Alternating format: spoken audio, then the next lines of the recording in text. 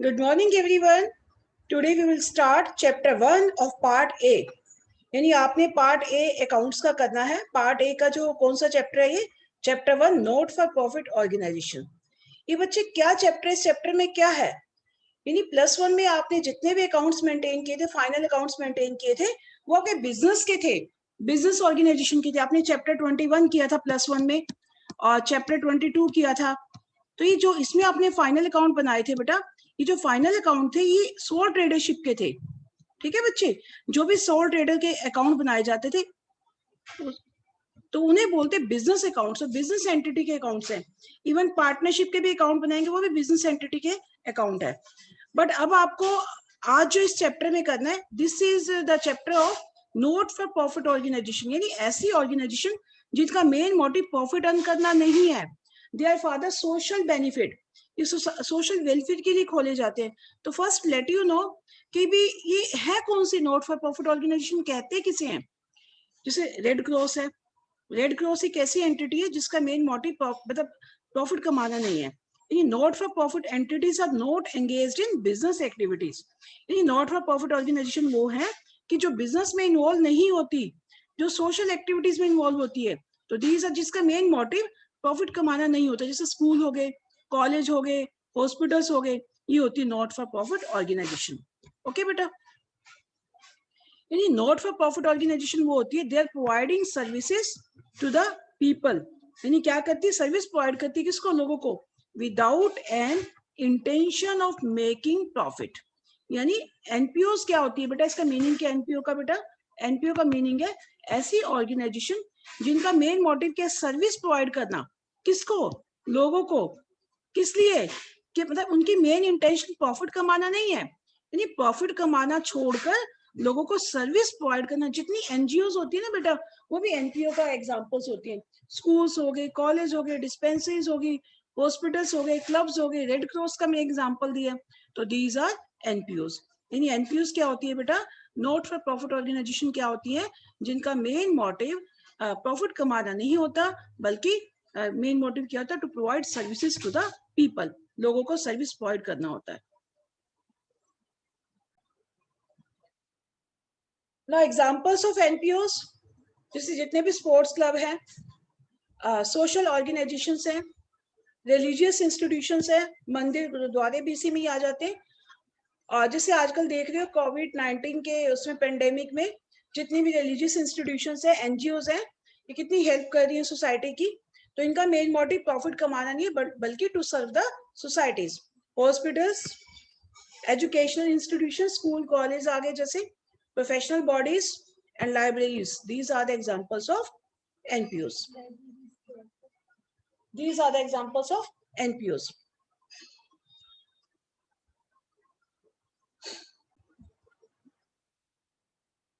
Now the next question is differences between commercial entities and not for profit entities. ये commercial entities कौन सी होती है बेटा? Business organisation को कमर्शियल एंटिटीज बोलते हैं. यानी बिजनेस एंटिटीज और नॉट फॉर प्रॉफिट एंटिटीज में क्या डिफरेंस है? Yes. The first point is the difference. The first point है motive. तो ये वर्ड्स में लिख लेना, आप जरूरी नहीं कि आपको सेंटेंसेस में लिखना है. यानी कमर्शियल का मेन मोटिव क्या है, to earn profit. And not for profit organisation का मेन मोटिव क्या है, टू प्रोवाइड सर्विस. देखो they are providing services, they are helping to each other. ठीक है, but they are earning money. ठीक है, बस ये वन वर्ड आंसर लिखते चलना बेटा इसे.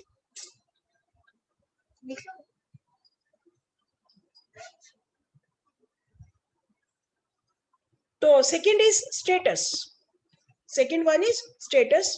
यानी कमर्शियल जो बिजनेस में जो प्रोप्राइटर्स और ओनर उसको चलाते हैं, ये जो बिजनेस चलाते हैं, they are known as proprietors और ओनर्स. बट जो नॉट फॉर प्रॉफिट ऑर्गेनाइजेशन के जो मेंबर्स होते हैं, उन्हें सब्सक्राइबर्स या मेंबर्स बोला जाता है. यानी इसको जो चलाने वाले ओनर्स होते हैं कमर्शियल बिजनेसेस को, जैसे बिल गेट्स. और जो नॉट फॉर प्रॉफिट ऑर्गेनाइजेशन को चलाने वाले कौन होते हैं, सब्सक्राइबर्स या मेंबर्स. ठीक है, तो इसके 2 डिफरेंसेस बता रही है मैंने आपको. फर्स्ट इज जो है मोटिव, यानी कमर्शियल का मोटिव क्या, प्रॉफिट अर्न करना, और नॉट फॉर प्रॉफिट ऑर्गेनाइजेशन का सर्विस प्रोवाइड करना. And second one is status. अब स्टेटस क्या है, कमर्शियल का स्टेटस है, they are known as owners और proprietors of the business, proprietor को ऑनर बोला जाता है। एंड एनपीओस का स्टेटस क्या है, जो इसके मेंबर्स होते हैं उन्हें सब्सक्राइबर्स से मेंबर्स बोला जाता है, इसे वही ऑपरेट करते हैं। Now third point is distribution of profit और सरप्लस, यानी जो इसका जो प्रॉफिट होता है, सरप्लस होता है, उसे कहाँ किसको डिस्ट्रीब्यूट किया जाता है। जो कमर्शियल में बिजनेस में जो प्रॉफिट्स होते हैं, these are to be distributed among the owners, owner ही ले लेते हैं, आपस में बांट लेते हैं, वो एक ओनर है तो एक ले लेगा, दो है तो दो आपस में डिस्ट्रीब्यूट कर लेंगे शेयर्स। बट जो एनपीओस का प्रॉफिट है, this will not be distributed to the members, ये मेंबर को डिस्ट्रीब्यूट नहीं होता, बल्कि एनपीओ में ही रखा जाता है ताकि सोसाइटी की वेलफेयर के लिए उसको यूज किया जाए, क्योंकि इसका मेन मोटिव क्या है, सर्विस प्रोवाइड करना है। जब मोटिव सर्विस प्रोवाइड करना है तो इसके प्रॉफिट को हम मेंबर्स में डिस्ट्रीब्यूट नहीं करेंगे, क्या करेंगे, बल्कि ऑर्गेनाइजेशन में सरप्लस को दोबारा से रखा जाएगा। यानी third point is distribution of profit और surplus, we can also write surplus. Now next point fourth, result of activities, यानी कमर्शियल का एंड रिजल्ट क्या है, एंड में क्या मिलता है हमें, प्रॉफिट एंड लॉस। और जो एनपीओ के प्रॉफिट को प्रॉफिट नहीं बोलते, वहां सरप्लस बोला जाता है। यानी एनपीओ में जो आप प्रॉफिट एंड लॉस अकाउंट बोलोगे, बनाओगे, तो प्रॉफिट एंड लॉस नहीं बनता, उसकी जगह कोई और अकाउंट बनता है, उसे इनकम एंड एक्सपेंडिचर बोलते हैं, मतलब है सेम ही।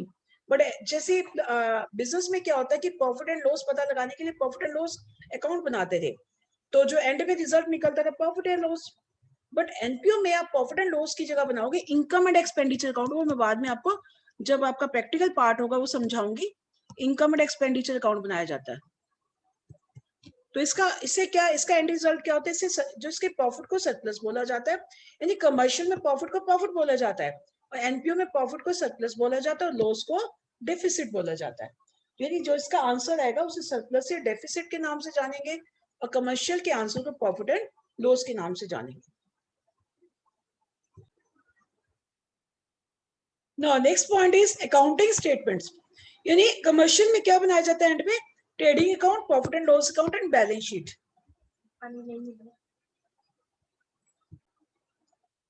यानी कमर्शियल में आपने मैन्युफैक्चरिंग को ट्रेडिंग अकाउंट बोला जाता है बेटा, यानी आपने क्या बनाया था फाइनल अकाउंट में, trading and profit and loss account and balance sheet.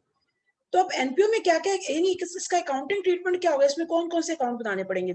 इसमें एक अकाउंट बनेगा रिसीट्स एंड पेमेंट अकाउंट, ये फालतू अकाउंट आएगा आपका, एक बनेगा इनकम एंड एक्सपेंडिचर अकाउंट, और एक बनेगा बैलेंस शीट।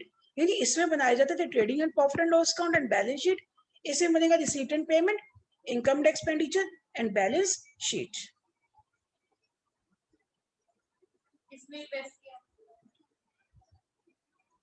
और commercial activities,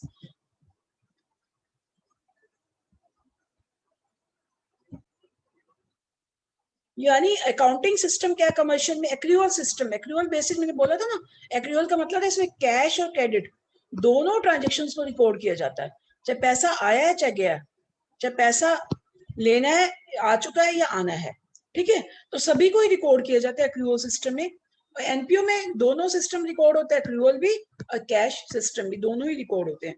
hybrid system same है, इसमें कोई चेंज नहीं है, सेम है, बस वो कंफ्यूजन के लिए लिख दिया कैश वर्सेस एक्रूअल। बस इसका टेबुलर फॉर्म में जैसे, वो तो मैंने आपको जो पीपीटी प्रॉपर वे से बताई थी, वही सेम, वही motive, status, distribution of profit and result of activities and accounting statements क्या क्या बनती है, सेम एज इट इज। ठीक है, इसका स्क्रीनशॉट ले लेना बेटा, ठीक है।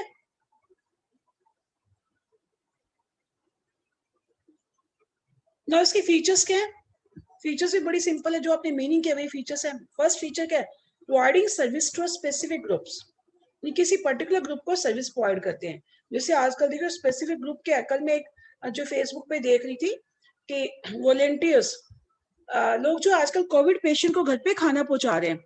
एक जो मैंने देखा कि एक लड़की थी, वो बोल रही थी कि मेरी फैमिली में काफी लोगों को कोविड हुआ, तो मुझे लगा कि जिनको कोविड है तो उनको खाने की कितनी प्रॉब्लम है, तो उसने क्या किया, स्पेसिफिक ग्रुप, मतलब उसने कोविड पेशेंट को चूज कर लिया, स्पेसिफिक ग्रुप में कोविड पेशेंट्स।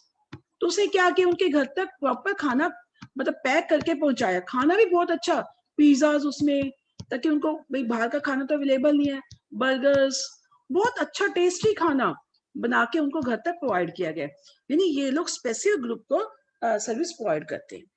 सेकेंड इज जैसे एजुकेशन हो गया, हेल्थ हो गया, हेल्थ केयर, ठीक है, कोई भी एग्जांपल इसमें दे सकते हो।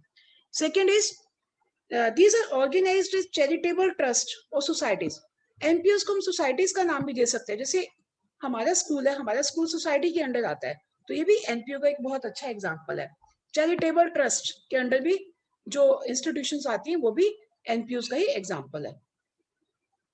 और जो इसके मेंबर्स होते हैं, मेंबर्स को सब्सक्राइबर्स बोला जाता है, ध्यान रखना, NPOs members are called subscribers, NPOs members are called subscribers and manage by the managing committee. इसकी कमेटी बनी होती है, वही इसको मैनेज करते हैं, ठीक है। यानी कमेटी कौन होती है? Elected by the members. जैसे हमारे स्कूल को मैनेज करने वाले कौन है? प्रेसिडेंट। जो प्रेसिडेंट कैसे चूज किए जाते हैं? Presidents are elected by the managing committee, ठीक है, elected by the members. No source of income, अब इसमें पैसा कहाँ से आता है? ठीक है, इसमें पैसा आता है सब्सक्रिप्शन फ्रॉम मेंबर्स, मेंबर्स इसको पैसा देते हैं। जो एनपीओस के मेंबर बनते हैं उन्हें कुछ पैसा देना पड़ता है मेंबरशिप लेने के लिए, तो that is known as subscription, not capital. ये कैपिटल नहीं बोलेंगे बेटा, बिजनेस में जो ऑनर, वो ऑनर होते हैं, ऑनर बिजनेस में जो पैसा लगाते हैं वो कैपिटल होती है। जो इसके मेंबर्स पैसा लगाते हैं that is known as subscription, fees type होते हैं, डोनेशन से पैसा आता है यहाँ। लिगेसीज, लिगेसीज में वर्ड बाद में बताऊंगी, कुछ ग्रांट भी मिलती है, तो यहाँ से इनको इनकम रिसीव होती है, ठीक है। यानी इनको सोर्स ऑफ इनकम कहाँ से? सब्सक्रिप्शन से, डोनेशन से, लीगेसी से और ग्रांट से। नो नेक्स्ट, जो इसमें फंड्स रेज होते हैं, जो उसे जितने फंड्स होते हैं, फंड्स मतलब कैपिटल नेचर के होते हैं, मतलब जैसे कैपिटल जो लंबे समय तक बिजनेस से पैसा लगाया जाता है उसे फंड्स बोलते हैं। तो फंड्स क्या होते हैं? कैपिटल नेचर के होते हैं, तो इसे कैपिटल फंड, नहीं जैसे वहां पर कैपिटल वर्ड यूज होता है ना, जैसे बिजनेस में हम कैपिटल वर्ड को यूज करते हैं, तो यहाँ पर हम एनपीओ में कैपिटल की जगह किसको यूज करते हैं बच्चे? एनपीओ में हम कैपिटल की जगह यूज करते हैं वर्ड कैपिटल फंड, ओके बेटा। तो बस ये डिफरेंस है कि वहां पर हम कैपिटल वर्ड यूज करते हैं, यहाँ पर कैपिटल फंड यूज करते हैं। तो जितना भी फंड्स क्या होता है, जैसे वहां कैपिटल को किस में ऐड कर दिया जाता है? कैपिटल में।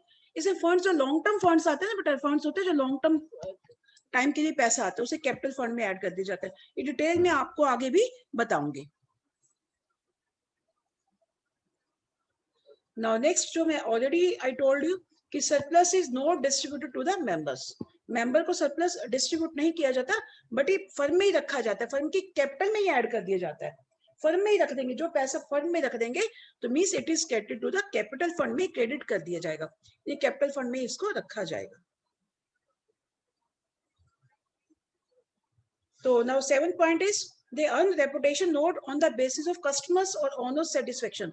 ये रेपुटेशन ये नहीं कि ऑनर सेटिस्फाइड हो गया, प्रॉफिट हो गया, कस्टमर सेटिस्फाइड हो गया तो प्रॉफिट हो, मतलब रेपुटेशन बन गई, बल्कि इनका मेन मोटिव क्या होता है? सोसाइटी के वेलफेयर के लिए कंट्रीब्यूट करना। अगर सोसाइटी खुश है तो they are satisfied. And today you have to revise all the points, features and NPOs के एग्जांपल्स क्या है, and you have to write all this theory in your notebook. Thank you and have a nice day.